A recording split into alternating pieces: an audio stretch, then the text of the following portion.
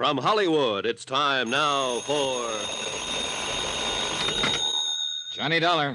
This is Morton Scottman, Mr. Dollar, at Eastern Liability and Trust. Oh, yes, sir. Got your message. I was just about to call you back, Mr. Scottman. Would it be possible for you to drop in and see me today? I think so. Say in an hour. That would be excellent. What's it about, Mr. Scottman? David Perling. Perling. I understand he was killed in a boating accident a couple of days ago. Read something about it in the papers. To borrow a phrase, Mr. Dollar, that report was somewhat exaggerated. Mr. Perling is still very much alive.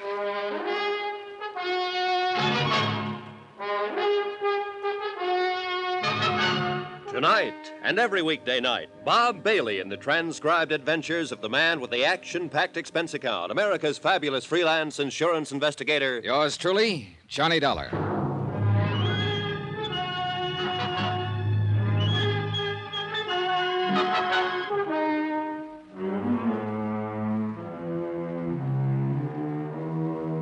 Expense account submitted by Special Investigator Johnny Dollar to the Eastern Liability and Trust Company, Hartford, Connecticut. The following is an accounting of expenditures during my investigation of the Perling matter. Mr. Scottman, you're a pretty good guy, and I'll say this right at the top, since you were the one who called me in. You're reading about the Perling matter in your newspaper right now, but they haven't got the story right. None of them will ever have it quite right. Just remember that as you go through your newspaper in this report, Mr. Scottman. You looked pretty worried when I met you that afternoon about 5 o'clock, and you led me into the top-drawer offices of Eastern Liability and Trust. I tagged you as a meticulous sort of man who knew when his laundry was coming back. I wasn't a bit surprised to learn that you were vice president and chairman of the board. Why don't you sit down there, Mr. Dollar? It's the best chair in the place. Thanks. Cigar? Cigarette? No, I have these, thanks. Lighter right there to your right. Thanks. Yes, Mr. Scottman? You can run along for tonight, Evelyn. No more to do. Thank you, sir. Good night. Good night, Evelyn. I understand you've handled several matters for our company, Mr. Dollar. Yes, sir. I was just going over it in my mind. I believe the last one was the San Antonio case. Yes, Mark San Antonio. Yes. You handled that very well, Mr. Dollar. I want you to know I appreciate your reputation in the field. Nice of you to mention it. I'm curious, Mr. Scottman. I rarely work directly with an insurance company. Usually I'm hired by the adjusting agency. And let's say this is a little idea on my own. Only one person knows about it so far. You will be the second. Board of directors might not exactly approve what I'm about to propose, but I feel some action should be taken. I have some good whiskey in that cabinet. No, thanks. Not now. Yes. Well, this case involves David Perling, who, despite what the newspapers reported yesterday, is still very much alive. You say you saw the item in the papers? Yes, something about him being killed in a boating accident in Florida, I think. The story was erroneous. It'll be retracted. Oh? Fact of the matter is, Mr. Perling was already on his way back to New York, safe and sound when that report came out. The boat that he'd been fishing from did have a boiler explosion, but no one was killed. Well, these things sometimes happen, I guess. Oh, sure they do. However, it was printed all over the country. As you know, David Perling is highly regarded in financial circles. And that is the reason I asked you to come in and talk to me. Did you see the stock exchange figures yesterday? Well, I don't pay too much attention to them, Mr. Scottman. I do. We do, as an insurance company. That report of Perling's death affected several commodities listed on the New York Exchange. Companies in which he holds varying positions. Positions that would, if, say, the report of his death were engineered for that specific purpose, allow certain people to risk very little money and make a great deal of money. Just a minute, sir. Certain people? Are you talking about Perling? I don't know who I'm talking about, really. I'd like you to find that out. Find out, among other things, if the situation has been taken advantage of in any way. This isn't exactly in my line, Mr. Scottman. I think it is, Mr. Dollar. I'll come right out with it. Eastern Liability has considerable investment in some of the commodities that could be affected. We, or let's put it this way, I want to know where we stand. I want to know if we've been cheated or are about to be cheated. I had dinner with Morton Scottman at his club. He acquainted me with the several companies involved in the matter and supplied me with stock exchange information that would be valuable in making comparisons in case the action he anticipated ever happened.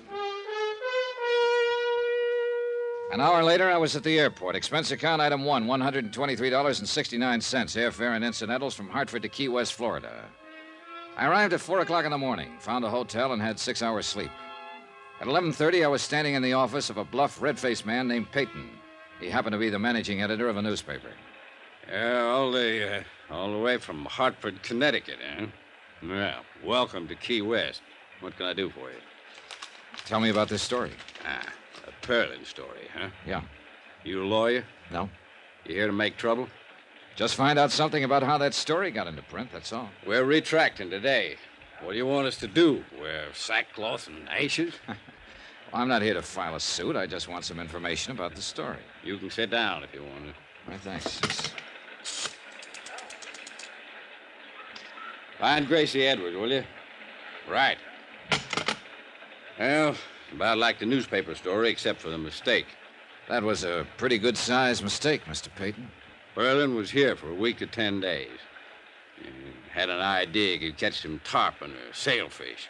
He chartered a boat called the Yatwacha day before yesterday. Just heading in for the landing, somehow the fuel ignited and she blew up. Everybody thought Perlin was still aboard her. Who was aboard her? It's the skipper. He came out of it all right. Harbor patrol boat picked him up. Go on. Everybody thought Perlin had been aboard as usual and was lost. The skipper wasn't in any shape to tell it differently then. After all, Perlin had been going out on her every day. We all knew that. Where was Perlin? He's sleeping in his room when all of this happened. Got up about 3 o'clock, checked out, took a train back to New York. Story come out in the evening edition. Your reporter, the one who wrote it up, I'd like to see him. It's a her. Well, how did she get the story? He was right there. Right where? What do you mean? Down at the sailfish landing when the Yatwacha come in. That a regular beat? Well, town this size, we don't have beats. But your reporter was there when the boat caught fire. Yeah. What's her name? Gracie Edwards. How long has she been a reporter? Couple of years, give or take a month. Hope you didn't come down here to run her over the coals. Oh, she's had enough of it, Dollar. From me. It's my job, not yours. Okay. Where do you eat lunch around here? Bluefin Bar and Grill, about a half block down this side of the street. Dipped beef and apple pie, if you like that kind of thing. Oh, hi, Gracie. This is Johnny Dollar. Gracie Edwards. Hello, Mr. Dollar. Hi. Mr. Dollar's come all the way from Hartford to ask you some question about the Perlin story, Gracie. You want to talk to him? Do I have to? Up to you, honey. Who are you? What do you want to know? I'm an insurance investigator. I want to know how the story got into print without being verified. Well, that's a straight enough answer. Who do you investigate your insurance for? Eastern Liability and Trust Company at the moment. Yeah, he's got business cards and everything. Yeah, he looks like he might do that kind of work. Well, if you're going to talk to him, find someplace else. I've got work to do. How about some lunch, Miss Edwards? How about that? Oh, get out. Expense account item 2, $2, 2 lunches for Gracie Edwards and myself at the Bluefin Bar and Grill. She was a short, stocky woman in her early 30s. She had a fresh-looking face and fiery red hair. She didn't strike me as the kind of reporter who'd make a bad mistake. I did it the way any cub would have, only worse. I had a 3 o'clock deadline. I wanted to make it. I could have waited till the skipper came to, said Perling wasn't aboard. I could have contacted Perling's hotel, found out he was safely there. I didn't do any of that. I just phoned in my story. You know the rest. Every wire service in the country picked it up. Guess I was lucky I wasn't fired. Mm-hmm. You want another glass of beer? No, thanks. You've been pretty nice. I'm sure you're not all insurance investigator. Notice I haven't asked you exactly what you're investigating. Yeah, I noticed that. You gonna tell me? Possibly. Right now, something worries me. You were down at the landing when the boat caught fire? Yeah. You go down there often? It's more or less my beat. Oh? What? I didn't think a reporter'd have a beat in a town this size. I said more or less. I like to go down there in mid-afternoon when the boats are coming back. The water's blue and fresh. Usually a good offshore breeze blowing. And if they caught any big fish, the flags are up. It's a place to go. I'm romantic. Good. Suppose we go there. 2:30 now. Ought to see some of those boats come in.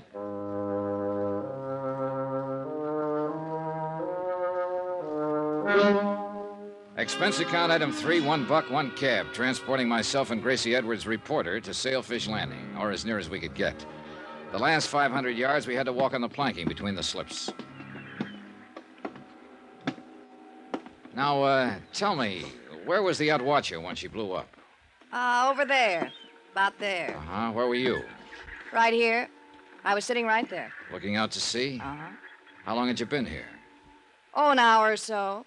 That was day before yesterday? Yeah. She blew up there. You phoned in your story before 3 o'clock? Yeah, right before 3. Where's the yacht watcher now? They raised her this morning, towed her over the repair docks. That's around the point. That's kind of funny. What's funny? Well, I guess I didn't hear it right. You saw her get in trouble. You were right here. Then you went and phoned in your story. That's right. Where'd you phone it in? What? Last phone I saw was at the tavern before we came on the docks. High heels running over these slips. Take quite a while to get to it. I used a phone in town. How'd you get there? Cab. You had one waiting? Look, suppose I did. Suppose you didn't, Miss Edwards. Suppose you weren't even here. If you were, where's the sunburn? Every redhead on earth burns up in an hour when the sun's like this, unless you're an exception. I don't think I like this. I don't like it much myself. But I have to find out something. I'd like to find out from you. I hope I can. If I can't, I'll have to find out from someone else. Maybe the man who owned the boat, the man who ran it, someone around here. I'm going. Wait a minute. I'm not just throwing words around. The boat was probably insured, and it'll probably have a claim on it, and I'll probably know the adjuster who was sent to work the claim. I'll talk to him and tell him what I'm thinking. I'll find out about this one way or another, Miss Edwards. But I think you can help me. Now, you're a good reporter. You would have waited to see if Perling was aboard. You would have checked his hotel. You would have, in spite of a 3 o'clock deadline, you would have made sure he was or wasn't aboard that boat. All right, Miss Edwards. Did somebody pay you to file that story? I just want to know that. Somebody paid me. Yes. Okay. I'll take you back now. We don't have to mention this again. Yeah, okay. In case it comes up, though. Yeah? Mr. Perling paid me. Paid me to print the story he was dead.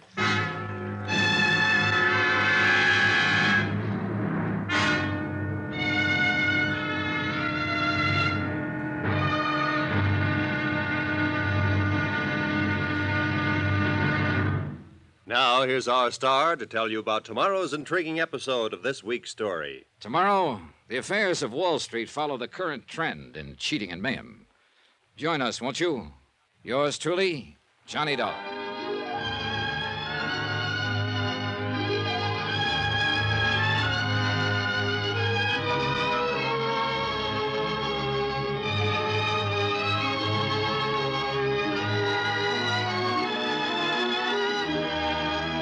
Yours truly, Johnny Dollar, starring Bob Bailey, is transcribed in Hollywood. Written by John Dawson, it is produced and directed by Jack Johnstone.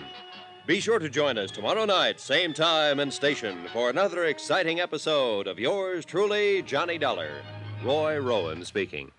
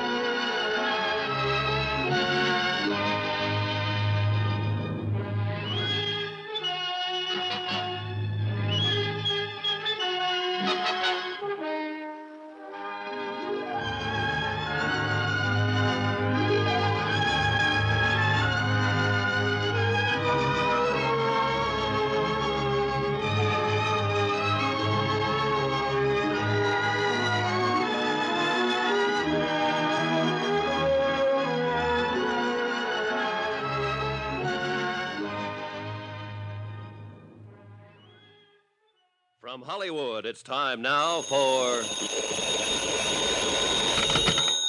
Johnny Dollar. Ready with your call to Hartford. Hello? Hello, Mr. Scottman. Johnny Dollar. Hope I didn't get you up. No. I've been very anxious to hear from you. Well, I thought I'd better call, Mr. Scottman. I just found out that David Perling paid a reporter here in Key West to print that story about his death. I see. I can be in New York at 7 tomorrow morning. Could you meet me there sometime? I can meet you at Idlewild. My plane comes in at 7:20.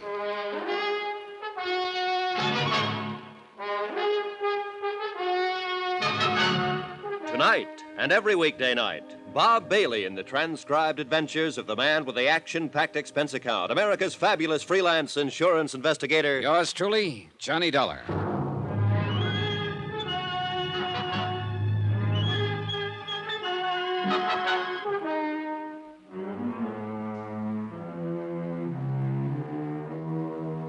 From Special Investigator Johnny Dollar to the Eastern Liability and Trust Company, Hartford, Connecticut.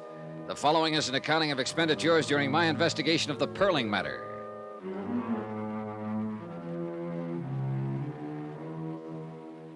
Expense account continued. Item 3, $98.09. Airfare and incidentals, including board and room, Key West to New York City. Mort Scottman was in the airport coffee shop having tea and toast in the best tradition of a vice president. He looked shaved, rested, and fresh. Would you like some breakfast, Mr. Dollar? Just coffee for now, thanks. Cup of coffee, please. Well, we seem to have made nice connections. Not 7:30 yet. Yeah. Mr. Scottman, the reporter in Key West who printed that story about David Perling was paid $100 in cash to do it. Perling paid her to file an erroneous story that he had been killed in a boating accident. You said cash? Yeah, that's right, cash. No check. No way to prove it one way or another. Just the reporter's word. And she said she'd deny it if anybody else asked her, disclaim the whole thing. Well, where does that put us? Well, look, Perling had to pay somebody to fire that boat, probably the skipper, I don't know. But it's an angle if you're thinking about legal lines. Yes, very good. Of course, the boat would demand explanation. Well, let's let it go for the moment. I noticed a retraction disclaiming the story of Perling's death is in every paper this morning. It was in all of last night's papers, too. Now, if the story could affect the stock market, when would it show up? Today, at the latest. There was no action yesterday? Not on the exchange, no. How do you feel about this whole thing now? In view of the fact you've ascertained that Perling himself arranged for his own death report to be published, I can only assume that he did it for one reason: to take advantage of some brisk trading that would occur because of such a report. But there's been nothing of that so far. Tell me, Mr. Scottman, in the event this does happen, what would you do? I don't know exactly. Possibly report the matter to the exchange and see if Perling could be prosecuted for manipulation. Well, let's go over there and see what's what. Item 4, $5. Cab fare for myself and Morton Scottman to Wall Street and the New York Stock Exchange. Since I didn't understand too much about the board, I simply sat and kept an eye on Scottman. The pinstripe suit, the Homburg, the tie, the shirt, the glasses. Somehow he tickled me. I was beginning to like the guy. About 15 minutes before the place closed, he cleared his throat and touched my arm. I suspicioned wrong, Mr. Dollar. There's been no manipulation on the exchange. I thought certainly if there had been any, it would appear in that Alabama company. I was wrong, and I apologize for taking up your time. You're paying for it. Besides, I'm glad you did. Shall we go? Yeah. Where? Well, we know he didn't have the story printed to cheat on the market, but we still have the same old question. What's that? Why did Perling pay that reporter to say he was dead? The reporter lied to you. You've been lied to before, I'm sure. Oh, sure, and by experts. But she wasn't a good one, not even halfway good. So I still believe her story. You believe that board up there? I believe that, too. Well, then? Perling had a reason for getting such a story printed. I want to find out about it.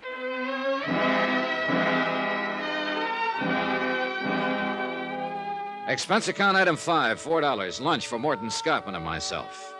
After lunch, I checked into the New Weston. Item 6, $50 deposit, car rental. A phone call to the offices of David Perling gave me the information that Mr. Perling was at his home on Long Island. I drove out there. A small estate greened up with all the lush things that happened there this time of the year. As I reached the place, I noticed a group of people in white flannels and dark blue jackets mixing cocktails on the terrace. One of them I recognized from previous newspaper pictures as David Perling. A middle-aged woman with iron gray hair and the figure of a 16-year-old girl opened the door. She looked from behind dark glasses disapprovingly. Yes? How do you do? I'd like to see Mr. Perling, if I may. I'm Mrs. Perling. May I help you? Well, this is a business matter, Mrs. Perling. My name's Dollar, Eastern Liability and Trust Company. Well, he's not in now. I suggest you call his office and explain the nature of your business to his secretary. Good day, Mr. Dollar. Look, I know he's here. I saw him as I drove up. You're both impertinent and rude. I'm sure he'll see me if you give him my name and tell him I just came back from Key West and that I had a long talk with a newspaper reporter down there. Since you saw so much as you drove up, you might have noticed that we're entertaining guests, Mr. Dollar. Oh, I noticed that. Wait here. I stood there a moment on the wide colonial porch and wondered what made me such a social outcast. A man who was tending the grounds walked by and turned on the sprinkling system. He waved at me, and I waved back. I felt better. On the terrace, I could hear the tinkle of glasses and a little laughter now and then. Finally, David Perling showed up. He was a tall man with a hairline that started about an inch above the heaviest eyebrows I've ever seen. Two-tone shoes, white flannels, and a Mexican sport shirt fitted in with the broad shoulders and wide-mouthed grin that came off just briefly when he looked at me. My wife told me to throw you out. Can you think of any reason why I shouldn't? I'm about 10 pounds lighter than you, but I might be a good 15 years younger. Tell me what you want, kiddo, and then get out of here. I want you to tell me why you paid Gracie Edwards $100 to print a story about you being dead. Who are you, anyway? Johnny Dollar, insurance investigator. What's all this to you? An investigation. There's no way you can prove I paid that girl to print that story. I know that. I was telling a friend of mine today that something probably could be proved about the boat, if it had to be. Then the reporter thing had come out. I don't know. You see, Eastern Liability had an idea that you might have had that story printed to cause a little action on the stock market. Who at Eastern Liability? I'll keep that to myself. Well, doesn't make any difference anyhow. They're way off base. Or can't you figure that part? That's why I'm here. I figured that part. Suppose I told you I don't know what you're talking about. I'd ask you all over again. Tell you about a reporter and a boat. Dollar, you've gone this far, and it's probably as far as you're going. I'm not going to tell you anything. At least anything specific. I will tell you this much. I paid the reporter in cash. I paid the boatman the same way. Whatever reason I had, it was a good one. Meant to harm no one. You're sure about that, Mr. Perling? As sure as I'm going inside right now and mix another batch of martinis. For the second time in a matter of minutes, I was standing on a porch feeling like Typhoid Mary. Somehow I halfway believed David Perling. I also halfway believed that whatever reason he had meant something to me. All halfway thinking. If you want to be left alone, you don't slam a door once or even twice. You invite the asker of the question in, give him a drink, introduce him to your friends, slap him on the back, and lie through your teeth. You don't tell a man to leave, because that's the best way in the world to make him keep coming. So I waved at the friendly gardener once more, climbed into my rented car, drove back to the New Weston, and sat down with a magazine. Johnny Dollar. This is Celia Perling, Mr. Dollar. Hello, Mrs. Perling. I think I should like to talk to you, Mr. Dollar. David told me why you were at the house. Mm-hmm. I'm downstairs in the lobby. I'll be right down, Mrs. Perling. I had to drive some friends in tonight, and I thought I'd stop and have this chat with you. I'm glad you did. Somewhat embarrassing, after the way I acted at the house. Oh, well, suppose we forget that part, Mrs. Perling. Does Mr. Perling know that you're here? No, I'll tell him when I get home. There's something I must know. What's that? You aren't just a sensation seeker or something like that, are you? Mrs. Perling, let me answer you this way. You came to me. How you found me, I don't know, but you did. You also found out I'm a legitimate investigator interested in facts, am I right? David called a friend of his with the Allied Bureau, and they told him you were an insurance investigator. And they also told you that when I work a case in New York, I generally stay at the New Weston. Is that about it? I'd like to ask you a question. Are you going to continue with this matter, the one you discussed with my husband this afternoon? I suppose I am. You mean you believe there was something ulterior in David having that story printed? Well, let's say I believe his answers about it were unsatisfactory. I'm the fellow who's supposed to find out why. Why? It's my job. I can assure you there wasn't anything wrong about it at all. It was a rather personal matter and certainly could harm no one. I'm glad to hear that. I heard it once before, though. Your husband said it to me today in practically the same words. Would you like to buy me a drink? Sure. Come on. We walked through the lobby to the cocktail lounge without a word. We sat down without a word, and I ordered a couple of bourbons and water. Still no word. All around us, people poured drinks, laughed, and talked. I glanced at Mrs. Perling from time to time and wore the blankest expression I knew how. Finally, it worked. She began in a small voice. We have a daughter, Mr. Dollar. Her name's Eugenia. Jeannie, we call her. Mm-hmm. She's the reason for that story in the papers. Tell me about it. It's not easy, you know. It's admitting a prominent defeat to explain it. David and myself are considered quite capable people. Capable at most everything. Business, home. Capable of everything except raising a child into a woman. I'd rather not go into the faults that we have, Mr. Dollar. No need to. Are they that obvious? Oh, I didn't mean that. I just mean it seems painful for you to even discuss this. I'll say it this way. We've had too much money and too little time to put it on Jeannie. Now we're suffering for it. How do you mean? Jeannie got sick and tired of being alone and unattended and not understood. She left home a year ago, and we haven't seen her or heard from her since. She left a note saying that we never would. I suppose we deserve it. Well, I wouldn't try to judge that. We have no idea where she is, what she's doing, even if she's with someone. We just know she's gone. It's really quite ridiculous. Now that Jeannie's gone, we know how much we wanted her around. What about the police? Well, we didn't go to the police. I think you can understand why. I mean the publicity. Who did you go to? The Aimwell agency. They've been working on it. Oh, yeah, I've heard of them. Any luck? Not a sign of her. Do you understand now? Well, I don't understand everything. I'm sorry she's missing. But about the story in the paper... Well, Davy arranged that. I mean that his death would be reported. It was a crazy thing to do, I suppose, but we've tried everything else. He thought that if he were reported dead, Jeannie, wherever she was, would see the story and possibly contact me. You see, it's unbearable knowing she's alive somewhere, hating us this way. We wanted another chance. No luck? No luck. Not a word. Not a word.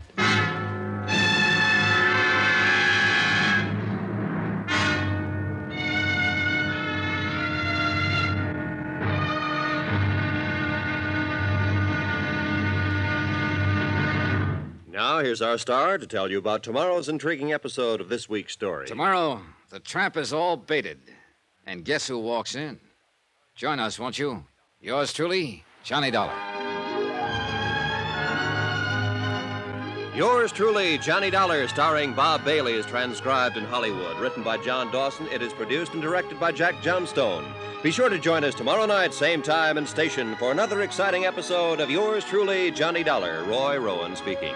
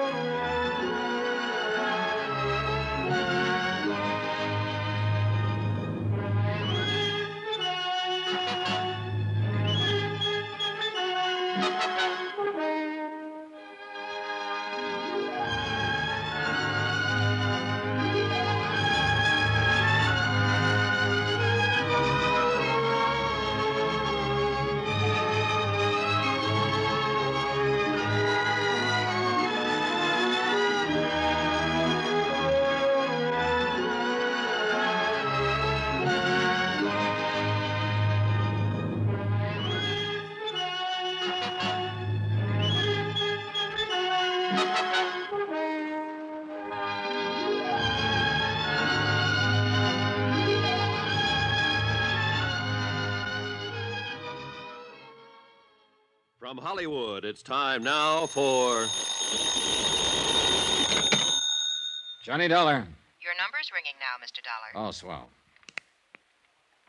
Aimwell Agency. Aimwell Detectives? Yes? Who are you calling, please? Want to talk to Mr. Aimwell. My name's Johnny Dollar. This is Aimwell. I understand your agency's been looking for the Perling girl for about a year now. Oh, you do, huh? And who told you that? Mrs. Perling. I never heard of you, or her, or a girl. So long.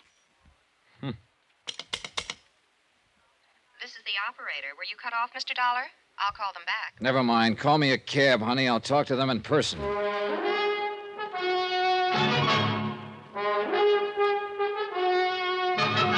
Tonight and every weekday night, Bob Bailey in the transcribed adventures of the man with the action-packed expense account, America's fabulous freelance insurance investigator. Yours truly, Johnny Dollar.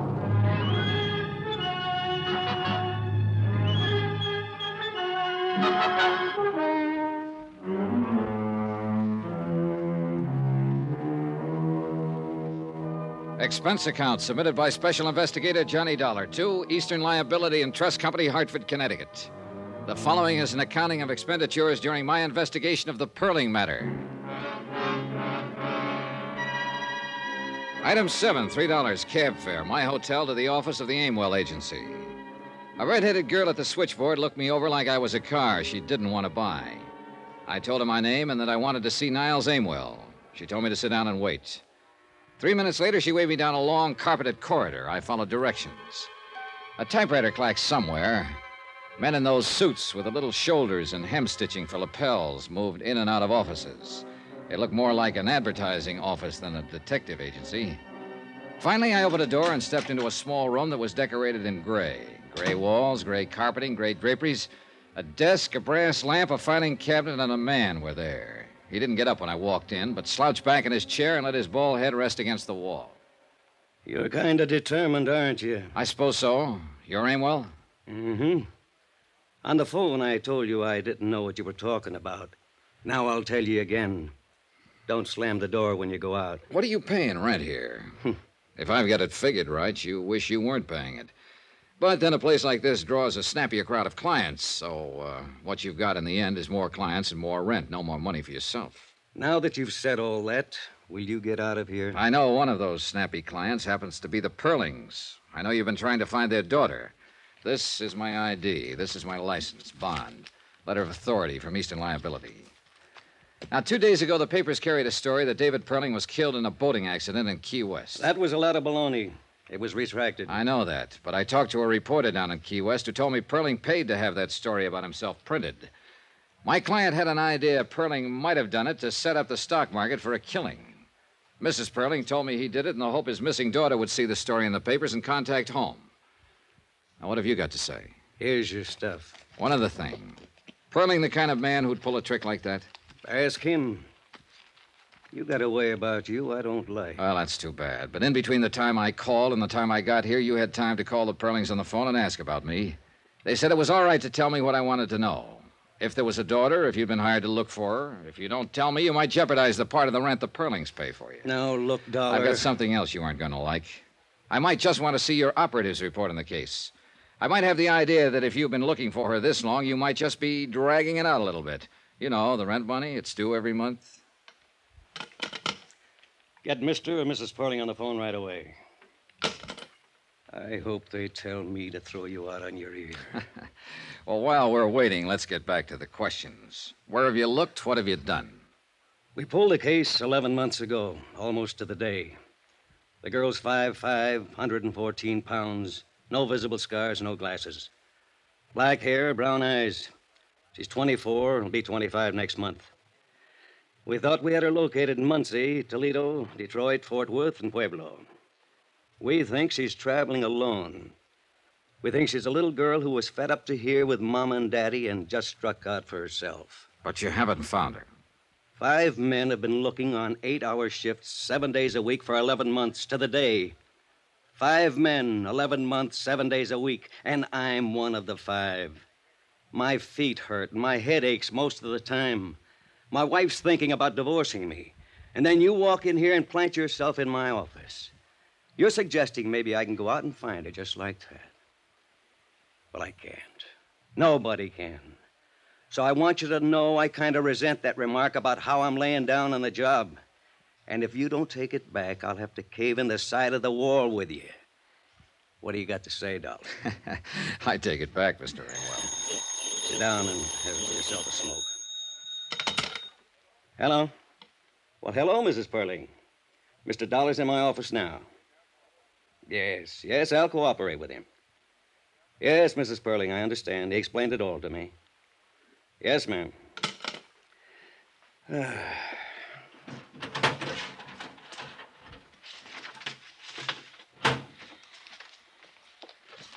whole file, everything. how would you like somebody to bring up a bottle of cold beer? Oh, I'd like that fine, Mr. Amwell. Niles Amwell, in between complaining about the abundance of bad private operatives in the detective business, showed me how good he was. The Jeannie Perling file was a comprehensive day-to-day report on the investigation. His discouragement in the case was understandable.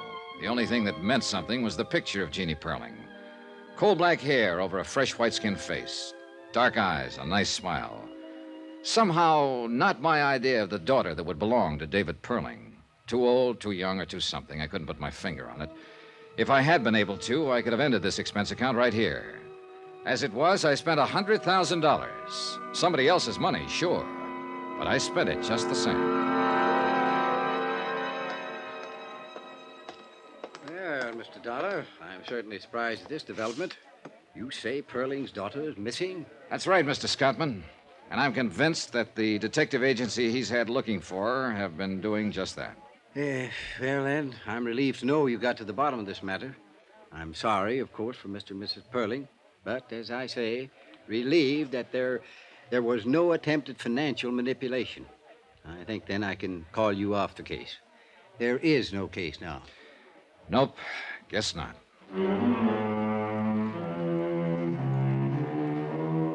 And that's the way it stood at 4 o'clock in the afternoon.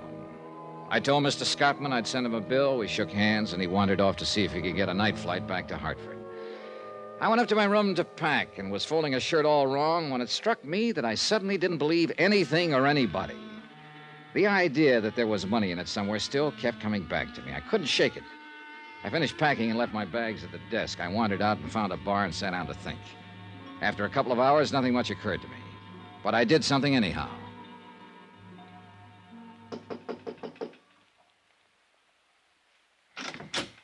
Oh, hello, Dollar. Hi.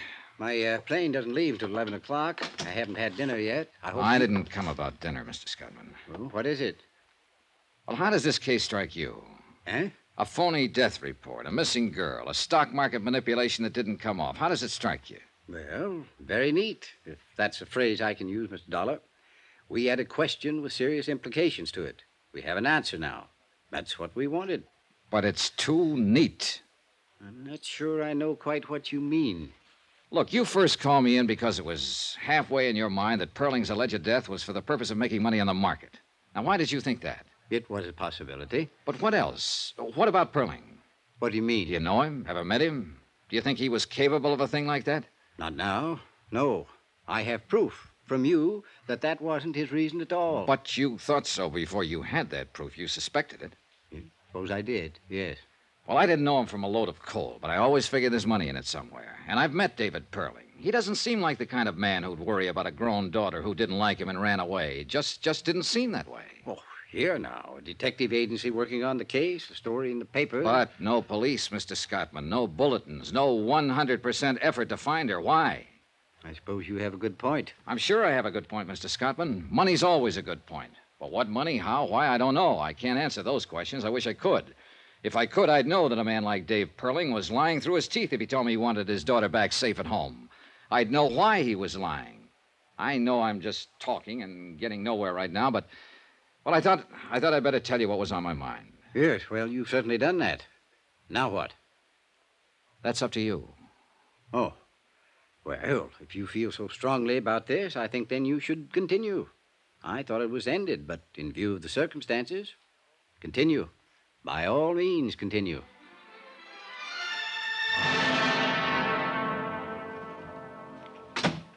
Well, Dollar? Well, you're working late. Yeah, I'd rather stay here than go home sometimes. Most of the time.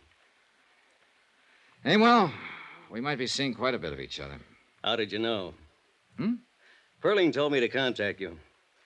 You're pretty cute, Dollar. Tell me why. You hardly ever run across a picture of a girl you'd like to look at as much as this Perling dame. Oh, I might have. You know, you kid me most of the time, and I'm an old slob who stands around with hardly any fast answers. But you aren't kidding me this time, Pally. You show it all over. If I walked in a place and I seen a girl as nice looking as this, and I had me business with her, I'd be the luckiest guy in the world. Now, there are women and there are women. But if that picture means anything, Boy, she's a woman. And you want to meet her, right? Sure, I want to meet her, but you're getting romantic. And if I saw but didn't have any business with her, just saw, I'd go take a walk around the block before I talked to anybody. Yeah, I know. And I don't blame you. You're a very lucky fella. You're going to see her. That's why Perling asked me to contact you. Huh? Here. Came in about an hour ago. One of our men located her. Where? She's in New Orleans. He handed me the wire, and I read it over. Then I looked at him, he looked at me. I didn't ask any questions. He didn't say a word. It was a wonderful make-believe world, but it really didn't exist. Too neat and too tidy. And we all know the world's full of bumps. Ever hear of Mount Everest?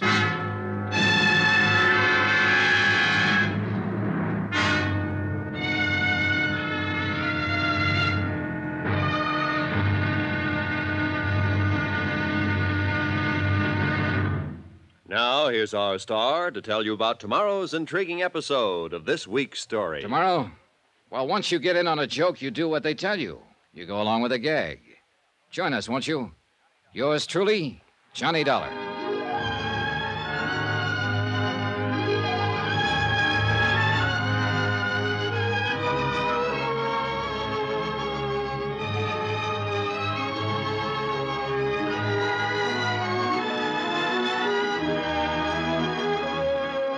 Yours truly, Johnny Dollar, starring Bob Bailey, is transcribed in Hollywood. Written by John Dawson, it is produced and directed by Jack Johnstone. Be sure to join us tomorrow night, same time and station, for another exciting episode of Yours truly, Johnny Dollar.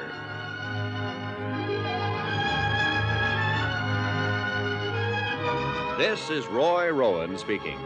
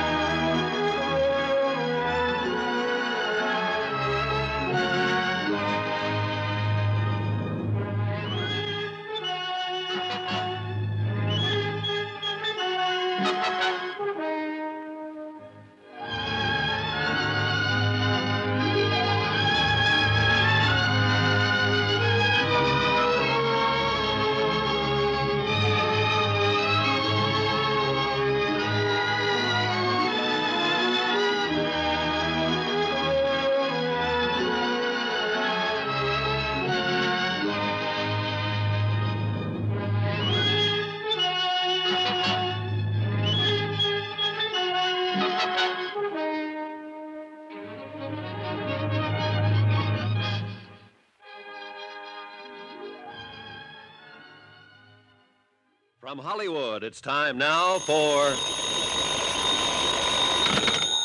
Johnny Dollar. Dave Perling, Mr. Dollar.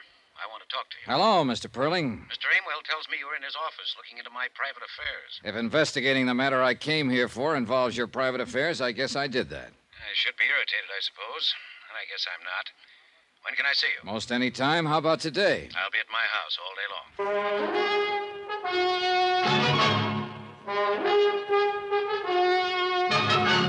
Tonight and every weekday night, Bob Bailey in the transcribed adventures of the man with the action-packed expense account, America's fabulous freelance insurance investigator. Yours truly, Johnny Dollar.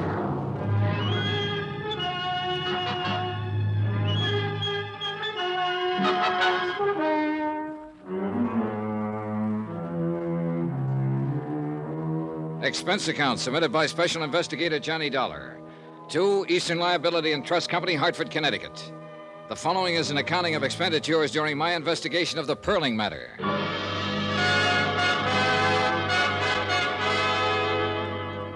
Item 9, 10 cents, one phone call to Morton Scottman advising him that Jeannie Perling had been located in New Orleans by one of Aimwell's operatives. Mr. Scottman thought that over for a while and then assumed it would be in the best interests of Eastern Liability to make certain this was the truth. I told Mr. Scottman I intended to do just that. Item 10, $5, cab fare from the New Weston Hotel to the home of David Perling. Hi. Come on in. The man who opened the door wasn't a servant. He wore a dark blue double-breasted suit. He smelled of cigars and bourbon, and private detectives stuck out all over him. He jabbed a pudgy finger in the general direction of what later turned out to be the library, and I followed. The room we went into was empty, except for us. As far as I could see or hear, the rest of the house was empty, too. The man in the blue suit sat down on a leather sofa and pointed to a quart of bourbon that had just come out of a sack. You must be this Dollar guy, huh? Yeah. Mr. Perling will be along in a minute. He asked me to say hello to you. By the way, my name's Brad Copeland. I'm one of Niles' men. Niles Aimwell? That's great. Where is Niles? He's with Mr. Perling. They'll be along. Sit down, relax. They said they thought it was about time for a little conference. What for? The girl's been found, hasn't she? Oh, sure. Now they got to figure some other things out. I'll bet. You don't believe much of this, do you? Nope. Well, then I'll put it this way. I'm the guy who found Jeannie Perling. How about it now? Okay. Look, I got put on this thing because an insurance company executive thought Perling might have had a false death report made on him to juggle some things in the stock market. Oh, that story in the papers about Perling dying, huh? Yeah, Perling paid to have that story printed, all right, but not for any stock market angles. He did it to try and scare up this daughter of his who scrambled away from home a year ago. Now, I found that hard to believe, even after I talked to Niles Aimwell and he told me the agency had been hired to find the girl a year ago. I suppose you're one of the men who's been looking. Yeah, that's about it. No luck either. Then yesterday morning comes a phone call. I don't know who it is, tells me where she's living, what name she's using in New Orleans. I scram down there by plane and check it out. It's all true. So I come back here, and here I am. Conference. You found her on a tip from somebody you don't know? Man or woman? Always a man's voice. Wonderful, ain't it, what happens sometimes? How does it look to you? Like a sealed freight car full of nothing. That's the girl down there in UO, all right. I managed that. I picked up her prints and checked them with what we had to go on. But what's what, I don't know. What's Aimwell going to do now? That's why the conference. We see what we'll see. Relax. I tried to do that, but I didn't do very well. Copeland settled to his bourbon, and I picked up and laid down a half a dozen magazines, smoked 2 cigarettes, paced up and down. Finally, I heard a door open somewhere, and Niles Aimwell and David Perling walked in the room. Then Aimwell motioned Copeland to his feet, and both of them left the room without a word. David Perling and I were alone. How much do they pay you, Dollar? Oh, I'm paid well enough. What's that got to do with it? I was just curious, is all. You seem like a competent man. As a matter of fact, the most competent I've met, and that includes Mr. Aimwell and Mr. Copeland. By the way, I just fired them. Really? I don't think I need them anymore now that I know where Jeannie is. Oh? You've had an extraordinary interest in my affairs lately. I'm willing to bet that you won't leave me alone until you're satisfied about my daughter. You'd be right. I want Jeannie to come home. Here, where she belongs. Why don't you go get her? I think that might be difficult under the circumstances. I'm afraid she bears considerable rancor for myself and Mrs. Perling. Perhaps someone like you could, persuade her that it would be the best thing to do. I go down to New Orleans and get her? Exactly. I was going anyway. Oh? Why? Well, offhand, you don't seem like the father who's happy to know that his daughter, whom he hasn't seen or heard from in a year, is alive and well. You haven't made a move to go and pick her up yourself. Also, she was found too soon and too fast after I got in on the picture. You can stop right there. I'm sure I wouldn't even attempt to explain any of those things. I didn't think you would. Or could. I'm on my way to New Orleans, Mr. Perling, to get your daughter. I think she'd be crazy if she came back here, but I'll take it up with her. Do that. I wonder if you'd like to try to explain something else for me. What? Why you were feeling me out a couple of minutes ago to see if I'd buy off. Get out of here. Get out. Why not? Expense account item 11, $113.15. Airfare, incidentals, New York to New Orleans, Louisiana. The temperature was exactly 28 degrees hotter when I landed. In the cab from the field, I peeled off my coat and loosened my tie and took off my hat. I walked into the lobby of the Roosevelt Hotel that way. Everyone else seemed cool enough in linens and tropicals. Everyone except myself and a big blonde giant of a man leaning against the CNS ticket counter. Boy, take Mr. Dollar to 511. The giant smiled when he saw me and stuck out his hand. Well, I'm certainly glad to see you. We thought you'd never get here. Hope you had a pleasant trip. I was okay. I know you're tired and hot and would like to wash up a little and refresh yourself, but the rest of the boys are headquartered in 810. They're mighty anxious to meet you. Mighty anxious. Us Delta cotton growers are going to make it or break it at this convention. Yes, sir. Yes, sir. We sure are, aren't we? As soon as you're cleaned up, you come right over. We have a drink, and I'll show you around the town. Yeah, that'll be swell. 8:10? 8:10. About an hour? About an hour. I'll see you. Hey, clerk. Yes, sir? How long have the Delta cotton growers been in town? Delta cotton growers? Well, they had their convention last month, sir. Who's registered in 810? We have no 810, sir. I'd done someone dirty. When he came over with a hand out in front, I was supposed to say, "You got the wrong fellow. My name's Dollar." But I made him play it out for a particular reason. He wanted to know who I was, and he didn't quite know. But then I wanted to know who he was, and I didn't quite know. I wanted to know him because of that .38 strapped under his left arm. It bulged out just enough to make me curious. By 7:30, I'd eaten dinner and found an address on Ursuline Street, the address where Jeannie Perling was living. The mailbox carried that name. It was one of those unpainted apartment houses in the French Quarter, full of heat and low-watt light bulbs. The girl who opened the door was a medium-sized blonde, and she wore a black dress. The girl I was looking for had coal black hair. Yes? How do you do? My name's Johnny Dollar. I came here to see Jeannie Perling. Come in, please. You're a friend of Jean's? In a way, I just came from New York. You know her father, then? Yes. Oh. I'm Janice Floyd, Jean's roommate. This way. Careful, it's a little dark. Sure. Maybe I had the feeling when I saw the black dress. But I knew I had it when Janice Floyd turned and led me through the two large rooms that made the apartment. I thought that was the end of it, but there was one more room. The blonde girl stood to one side so I could see in. The perspiration began to trickle down my face. I knew what was coming. Here she is, Mr. Dollar. She was there, all right. As lovely and as young and beautiful as the picture. There was a candle burning at her head and feet. And she was dead. I don't know how long I stood there in that dark room staring down at her. I think there were other people in there, too. Dark people, heads bowed, hands folded in front of them, all looking at her. How did it happen? Leukemia. Didn't you know her very long? No, as a matter of fact, Miss Floyd, I didn't ever know her. I certainly didn't know she was dead when I came here tonight. I hardly expected She asked that it be this way. But who are you? I'm an insurance investigator. From her father? Not exactly, no. Oh, yes, I see it now. You aren't the first one who's been here looking for her. There have been others. Detectives and lawyers trying to get her to go back. What? If he'd loved her, if they'd loved her for just one unselfish moment, she would still be there. Well, Mr. Dollar, she's where her father can't bother her anymore. You tell him that when you go back to New York. Tell him he can stop hiring lawyers and detectives to find her. Now, get out. Expense account item 13, $5, the usual charge in any city for having a legal document copied and photostated. A death certificate verifying the fact that the girl had died on the 20th day of the month. A medical report attached to the certificate named the cause of death as leukemia. I had copies of all these legal documents by 10 o'clock the following morning. I even went through the motions of phoning the desk and asking for a bill and making a plane reservation for that night.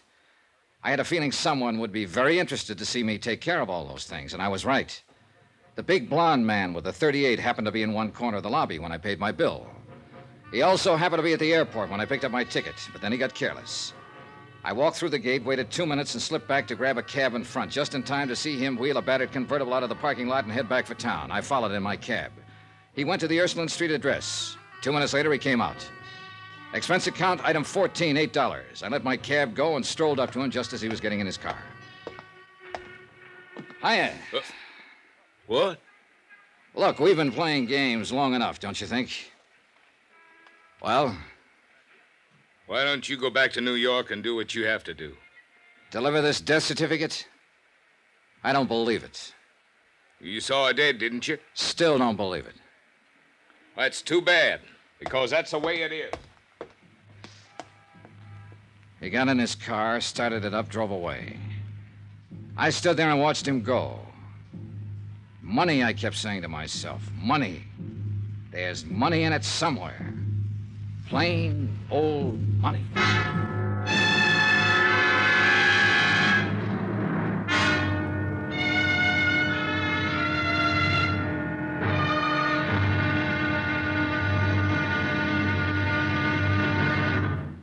Now, here's our star to tell you about the final intriguing episode of this week's story. Tomorrow, there's still money in it.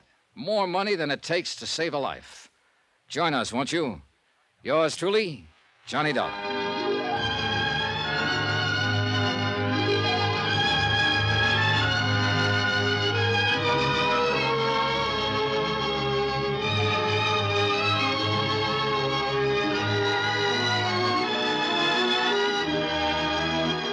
Yours truly, Johnny Dollar, starring Bob Bailey, is transcribed in Hollywood. Written by John Dawson, it is produced and directed by Jack Johnstone. Be sure to join us tomorrow night, same time and station, for the final episode of this week's story of Yours truly, Johnny Dollar. Roy Rowan speaking.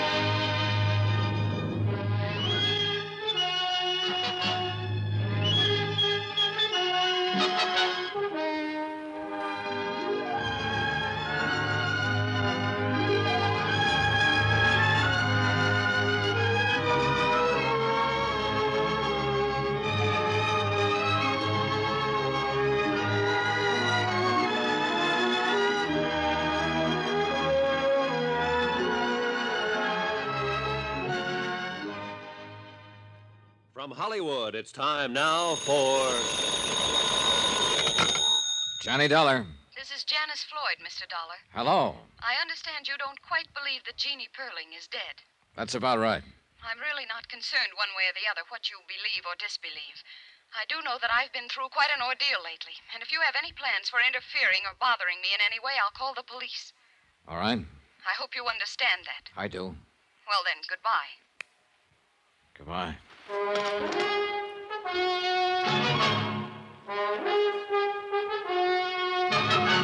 Tonight and every weekday night, Bob Bailey in the transcribed adventures of the man with the action-packed expense account, America's fabulous freelance insurance investigator. Yours truly, Johnny Dollar.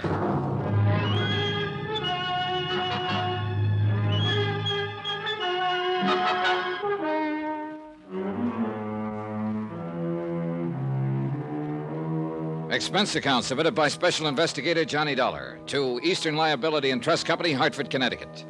The following is an accounting of expenditures during my investigation of the Perling matter. I wrote to Morton Scottman at Eastern Liability, and I explained the circumstances under which I had arrived in New Orleans and located Jeannie Perling. I enclosed her death certificate and the medical statement. I also reported on the conduct of her ex-roommate, Janice Floyd.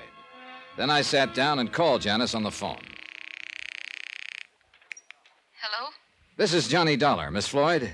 Yes. I think it's time we had a talk. Mr. Dollar, we have nothing to discuss. I think we have. What? How you're being taken. Taken? By whom? By a couple of people. Goodbye, Look, Mr. don't hang up on me, Miss Floyd. I came down here to find Jean Perling. I'm with an insurance company. It was my job to check on a story her father told. Finding her was part of it. Let me come over and talk to you. I'll be home tonight.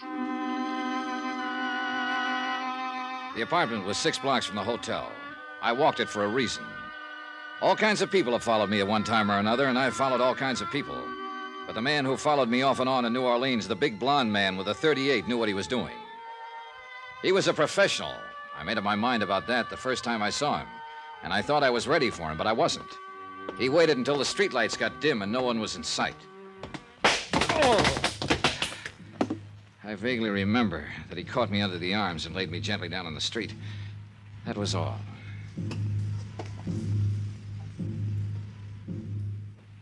Easy, buddy, easy.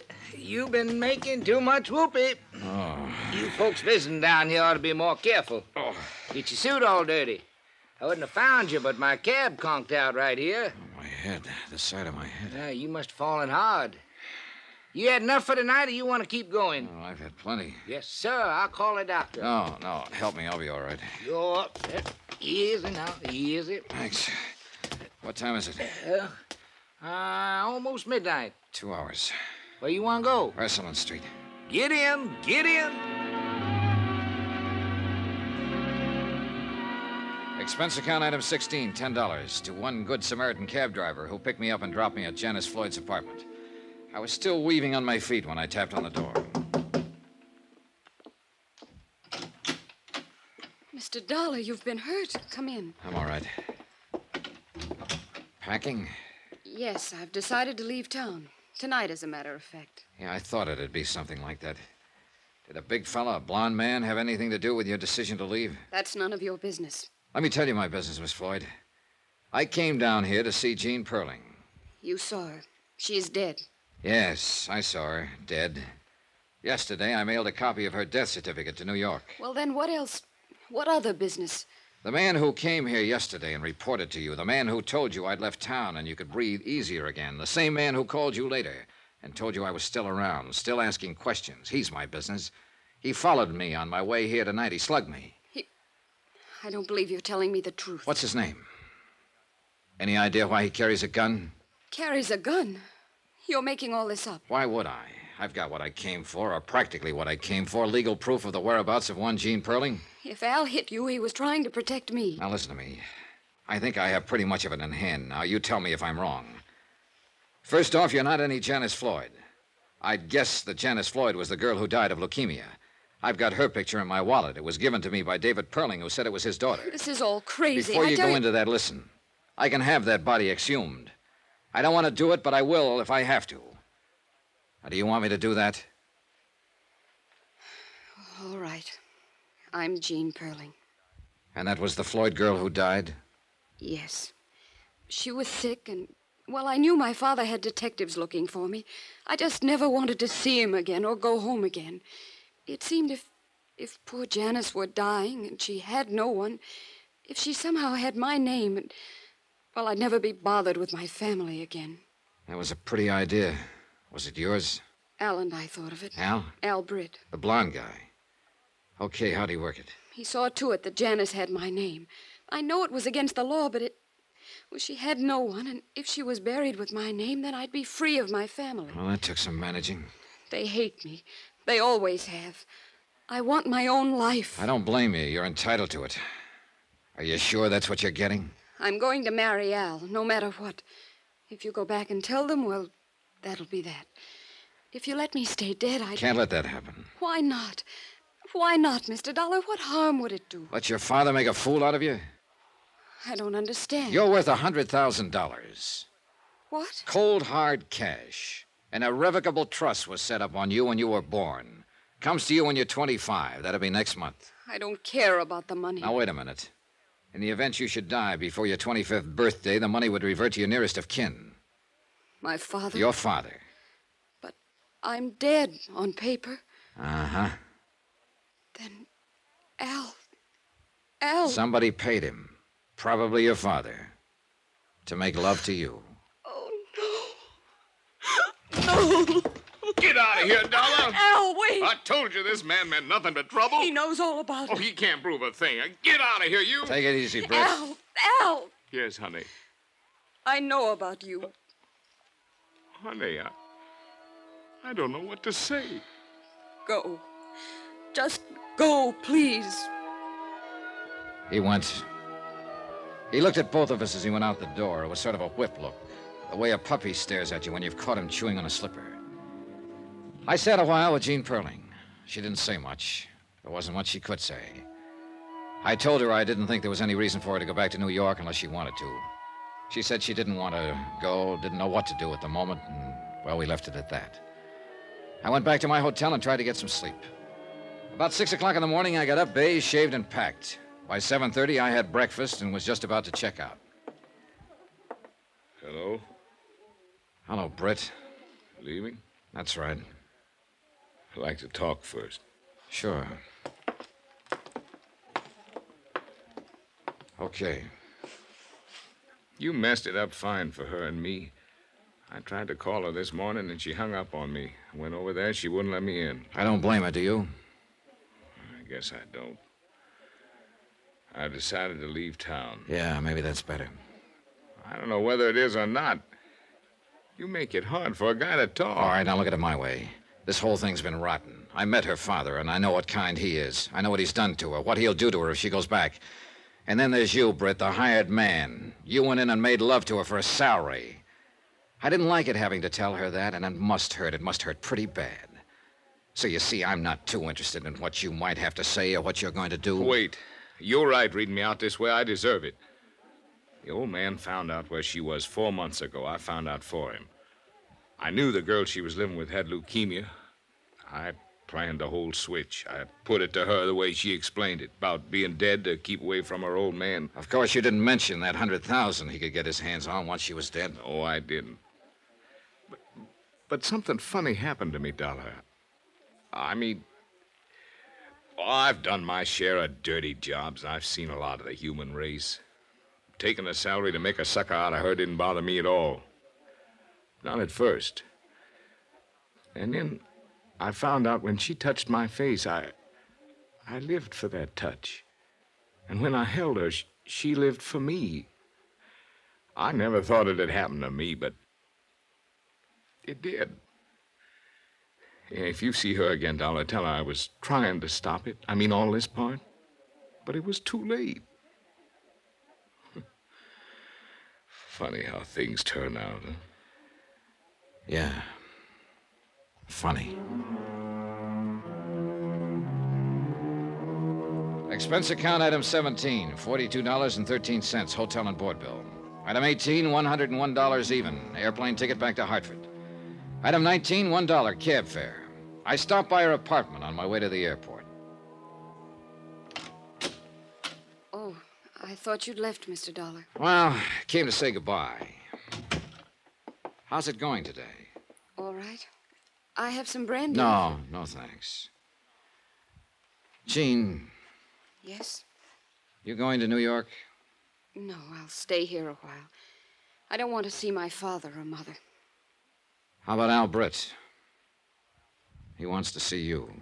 Let's not talk about him, shall we? Do you think I'm a nice girl? Do you think my $100,000 will attract a lot of nice, eligible young men to me? Do you think stop it. You'll burn your brakes. Johnny. Oh, no. Here. I know what he did. I know why he did it. But I love him. He did his job too well. Yeah. He could tell you what he started out to do and what happened to him with you. He could tell you if you let him. He told you? Yeah. What kind of a trick is it? No trick. Couldn't be. The guy's too mixed up. Tell you what, he'll try again. When he calls up next time, talk to him. Why should I? Because you may not have a mother and father or anyone else, but you do have him. And you will have him as long as he lives, if you want him. And that's what you've been looking for all your life. Someone to have. I'd take him if I were you.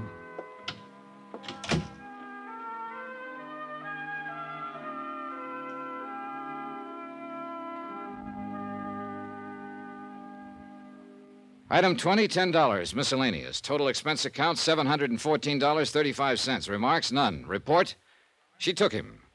They were married in Tampa this morning. Yours truly, Johnny Dollar.